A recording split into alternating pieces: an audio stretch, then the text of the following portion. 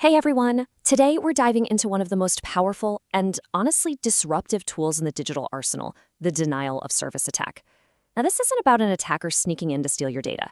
It's about them standing at the front door and making sure you and everyone else can't get in at all. So, here's how we're going to break it all down. First, we'll start with a really simple analogy, the digital blockade, to make this whole idea click. Then we'll get into the anatomy of the attack itself. After that, we'll look at why people do this and what the real-world impact is. Then we'll cover how we can build up our digital defenses. And finally, we'll tie it all back to a core idea in all of cybersecurity, the principle of availability. All right, to really get a handle on what a denial of service attack is, let's just forget about all the techie stuff for a second. No code, no servers. Let's think about something way more physical. Picture this. You're trying to walk into a building you need to get into.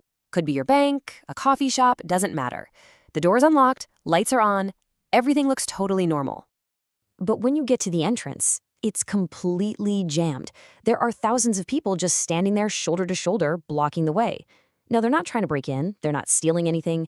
They are just physically preventing you, a legitimate customer, from getting inside. That right there is the perfect picture of a denial of service attack.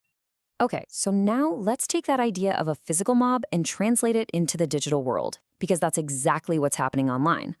So, technically speaking, a denial of service attack, or DoS for short, has one simple goal: to overwhelm a system so that nobody can use it. The attacker just floods a website or a server with a ridiculous amount of traffic and pointless requests. The system just can't keep up, and it either crashes or slows down so much it's useless. For you and me, that's when we see that frustrating service unavailable error. But hold on, you've probably also heard the term DDoS, right? With that extra D at the beginning. It might seem like a small difference, but it completely changes the game. So what's the deal with that extra letter? Well, here's the crucial difference. A classic DOS attack comes from a single place, just one computer sending all that junk traffic. It's kind of clumsy, and it's much easier to spot and block. But a distributed denial of service, or DDoS attack, that's a whole other beast.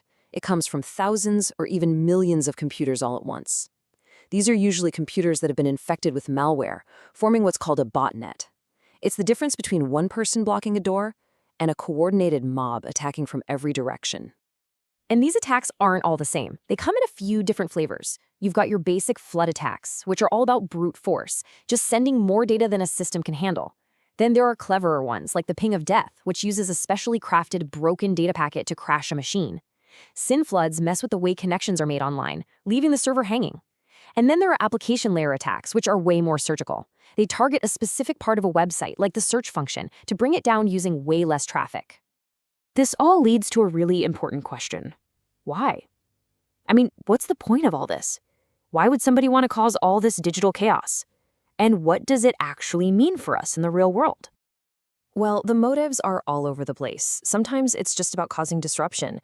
A business rival trying to knock a competitor offline, or a group of hacktivists trying to make a political statement. More and more, though, it's about money. Attackers will launch an attack and then demand a ransom to make it stop. And yeah, sometimes some people just want to watch the world burn. They do it just to cause chaos. And believe me, the impact is real.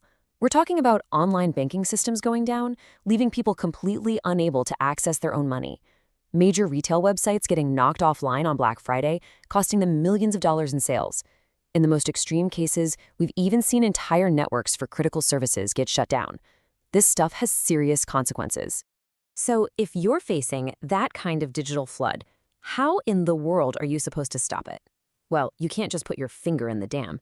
You have to build a much smarter, layered defense. Defending against this is all about layers of security. Your first line of defense is often rate limiting.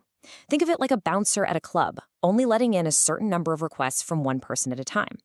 Then you have firewalls, which are like a gatekeeper for your whole network, blocking any traffic that looks obviously bad. Next up is more advanced traffic filtering, which can actually analyze the traffic to tell the difference between a real user and an attacker. And for the really massive attacks, companies turn to specialized DDoS protection services. These are giant networks designed to just absorb the attack and scrub out all the bad traffic before it ever gets to you. Everything we've talked about so far, the attack, the mob at the door, the defenses, it all really centers on one single core idea in cybersecurity. It's the silent foundation that so much of our digital lives depends on. And this is maybe the most important thing to remember. A DDoS attack doesn't try to crack your password. It doesn't steal your files. Its goal is way simpler and in some ways much more fundamental. It's designed to steal your ability to access the service. It steals availability. And this really highlights why availability is one of the 3 pillars of all cybersecurity. We always talk about the CII triad. C is for confidentiality, keeping secrets safe. I is for integrity, making sure data isn't changed or corrupted. But A is for availability, making sure that you can actually get to your systems and data when you need to.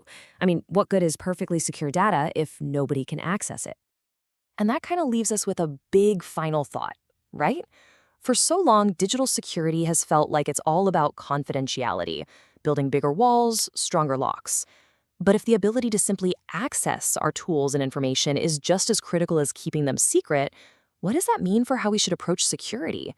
It forces us to think not just about how to make things strong, but how to make them resilient and always available.